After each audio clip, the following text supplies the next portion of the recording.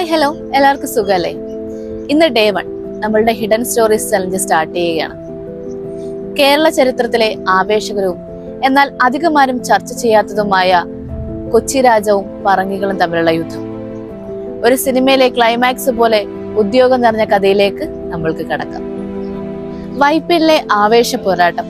വർഷം 1503. സ്ഥലം കൊച്ചി. സാമൂതിരിയുടെ വൻ സൈന്യം കൊച്ചിയെ ആക്രമിക്കാൻ എത്തിയിരിക്കുകയാണ്. സാമൂതിരിക്ക് മുന്നിൽ പിടിച്ചു നിൽക്കാൻ കൊച്ചി രാജാവായ ഉണ്ണി രാജവർമ്മയ്ക്ക് സാധിച്ചില്ല. തന്റെ വിശ്വസ്ത ഭടന്മാരെയും കൂട്ടി വൈപ്പിൻ ദ്വീപിലെ ഒരു ചെറിയ ക്ഷേത്രത്തിൽ അവർ അഭയം തേടി. ചുറ്റും സാമൂതിരിയുടെ ആയിരക്കണക്കിന് സൈനികർ. രക്ഷപ്പെടാൻ യാതൊരു മാർഗവുമില്ല.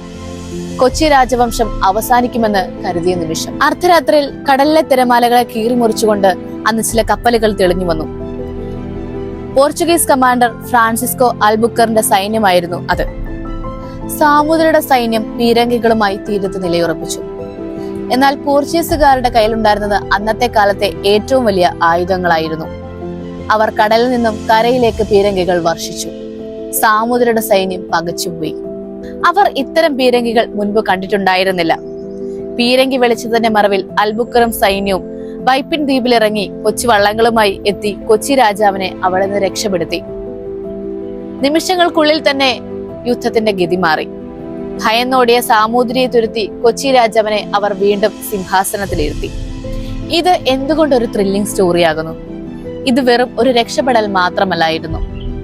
വിദേശ രാജ്യങ്ങൾക്ക് ആദ്യമായി ഇന്ത്യൻ ഭരണകാര്യങ്ങളിൽ ഇടപെടാൻ കിട്ടിയ ഏറ്റവും വലിയൊരു അവസരം ഇതായിരുന്നു. ഇതിന് പകരമായാണ് കൊച്ചിയിൽ ഇന്ത്യയിലെ ആദ്യത്തെ വിദേശ കോട്ടയായ ഫോർട്ട് ഇമ്മാനുവൽ പണിയാൻ അനുവാദം ലഭിച്ചത്.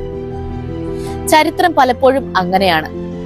ചരിത്രം സഞ്ചരിക്കുന്നത് തോക്കിന്റെ വേഗതയേക്കാൾ മനുഷ്യന്റെ തീരുമാനങ്ങളിലൂടെയാണ്. ഇതാണ് ഇന്നത്തെ ഹിഡൻ ഹിസ്റ്ററി. ഇന്നത്തെ കഥ ഇഷ്ടമായെങ്കിൽ ലൈക്ക് ചെയ്യാനും കൂടുതൽ ഹിഡൻ ഹിസ്റ്ററീസ് അറിയാൻ ചാനൽ സബ്സ്ക്രൈബ് ചെയ്യാനും മറക്കരുത്.